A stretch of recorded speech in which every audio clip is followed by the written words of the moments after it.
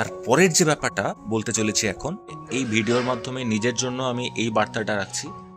Hi everyone, আজকে এক ভদ্রমহিলা নিয়ে একটা গল্প বলতে এলাম।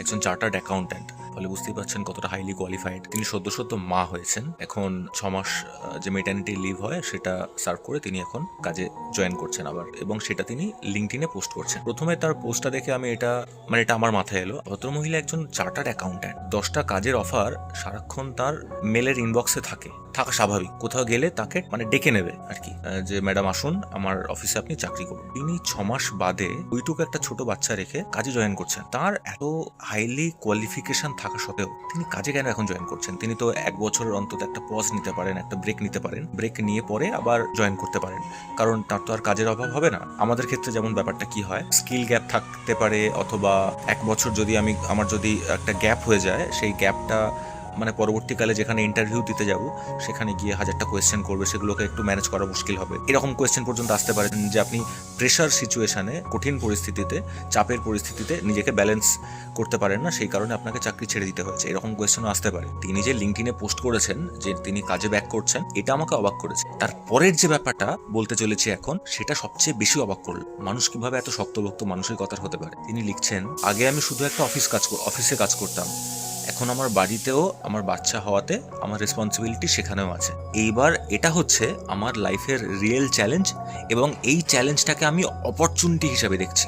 এই লাইনটা পড়ে আমি কপালে সরাসরি আক্ষরিকভাবে আমি কপালের সঙ্গে সঙ্গে এভাবে হাত দিয়েছি। আমি ঘরে পড়ছি, এই পোস্টটা, লিঙ্কডইনের পোস্টটা, বিছানায় শুয়ে পড়ছি, আমার বাঁ হাতে মোবাইল, ডান হাতটা অটোমেটিক আমার কপালে চলে গেল। এরকম ভাবনা আসে কি করে? এটা কিভাবে সম্ভব? আমি পড়তে থাকলাম লিঙ্কডইনের পোস্টটা। উনি আরো লিখছেন যে সাধারণত মেয়েদেরকে দুর্বল বলে ভাবা হয়, কিন্তু বাস্তব হচ্ছে ঠিক তার বিপরীত। তিনি আরো লিখছেন যে জীবনের এই ফেজটা, যেখানে আমাকে দুদিকে হ্যান্ডেল করতে হচ্ছে, এটা আমাকে আরো বেশি এম্পাওয়ার্ড করছে। আমি অ্যাজ এ হিউম্যান বিং নিজেকে আরো বেশি এম্পাওয়ার্ড বলে মনে করছি। তো দেখুন, কোনো রকম ভনিতা না করেই বলছি, আমার মেয়ের বয়স এখন 8 মাস। তো আমাকে যদি এক্ষুনি বলা হয় যে তুমি কাজের জন্য রাজ্যের বাইরে যাও বা বাইরে থেকে কাজ করতে হবে তোমার, আমার তাহলে মাথার মধ্যে কোথাও না কোথাও গিয়ে একবার মনে হবে যে এইটুকু বাচ্চা মেয়ে, একে ছেড়ে অত দূর থাকবো, কিভাবে থাকবো, ঠিক ভালো লাগবে না, বা হবে না, একটু কষ্ট হবে ইত্যাদি। কিন্তু বিশ্বাস করুন, আমি যদি লজিক্যালি ভাবি, তখন আমি এইভাবে ভাববো যে আমি যে বাইরে যাচ্ছি কাজে, সেটা আমি আমার মেয়ের জন্যই যাচ্ছি। কারণ আমি যদি কাজটা করতে পারি এবং ঠিকঠাকভাবে নিজের কেরিয়ারটাকে দাঁড় করাতে পারি, সেটা আমার নিজের জন্য না। আমার নিজের কি আছে, আমি নিজে কি করবো?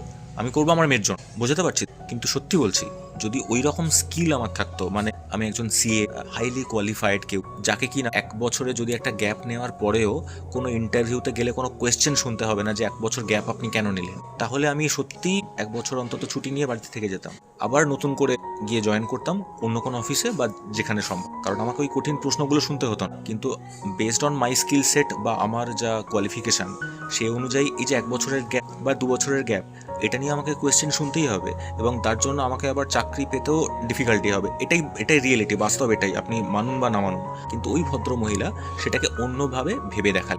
এটাতে আমি সত্যিই অবাক, কিছুটা শক্ত বটে, কারণ মানুষের এইরকম উচ্চ মনোভাবটা আসে কি করে? তো খুবই ইন্সপায়ারিং। আমি কালকের লিঙ্কডইনের পোস্টটা দেখে ভাবছিলাম যে কত নিচু ভাবনা চিন্তা আমরা করি, কিন্তু অত উচ্চ শিক্ষিত এবং উচ্চ চিন্তা ভাবনার মানুষ আমাদের আশেপাশে আছেন, কম আছে কিন্তু আছেন। হবে তাদেরকে দেখে আমাদেরকে ইন্সপিরেশন নিতে হবে, তবে আমরা কি আমাদের প্রিয়জনের জন্য ভালো কিছু করতে পারবো। আমি যেমন আমার মেয়ের জন্য ভালো কিছু করতে পারবো। তো এইভাবে ভাবনাগুলোকে আমাদেরকে logically step by step reframe করতে হবে, নিজের ভাবনা চিন্তাগুলোকে রিওয়ায়ার করতে হবে, তবে গিয়ে পরে আমরা লাইফে কিছু একটা করতে পারবো বা আমাদের প্রিয়জনের জন্য কিছু একটা করতে পারবো। তো আমিও নিজের মধ্যে পরিবর্তন করার চেষ্টা করছি, ভাবছি যে না, ঠিক আছে, আমরা এইভাবে অত ভাবতে পারি বিষয়টাকে।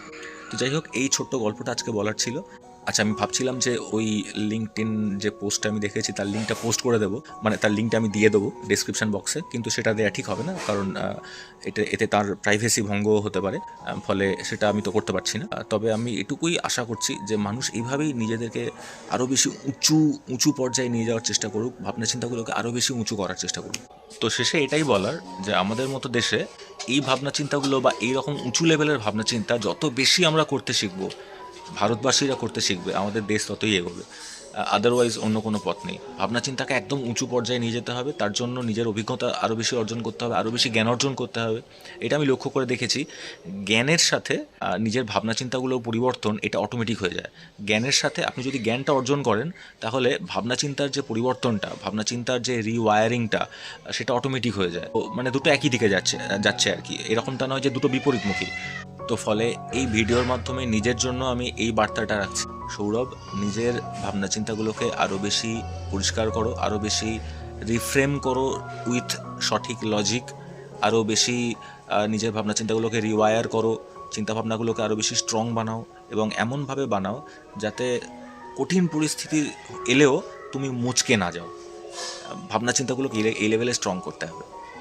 Thank you so much. আমার মনে হয় এই ছোট্ট স্টোরিটা অনেকেরই পছন্দ হবে, বা অনেকে এটাকে রিলেট করতে পারবে নিজের সাথে, বা এটাও হতে পারে যে এই স্টোরিটা শুনে হয়তো কেউ কেউ একটু বেশি ইন্সপায়ার্ড হলেন, সেটাও হতে পারে, যেমন আমি হয়েছি। তো আমি ভাবলাম যে এটা আপনাদের সাথে একটু শেয়ার করা উচিত। হ্যাটস অফ ওই মানুষটিকে, এবং এরকমভাবে আপনি আমাদেরকে ইন্সপায়ার করতে থাকুন, বা আপনার মতো মানুষ যারা আছে, যদি এই ভিডিওটা এরকম কেউ দেখে থাকেন যিনি আরও বেশি উচ্চ চিন্তাভাবনা রাখেন, তাদেরকে বলছি যে আপনারা নিজেদের যে উচ্চ চিন্তাভাবনা যেগুলো রাখেন সেগুলো শেয়ার করুন মানুষের সাথে, যাতে আমাদের মতো মানুষদের একটু সুবিধা হয়, লাইফটা আরেকটু ইজি হয়, আমরা আরেকটু বেশি ইন্সপায়ার্ড ফিল করি। তো এই আশা রাখছি। সবাইকে অনেক ধন্যবাদ, খুব ভালো থাকবেন, টাটা।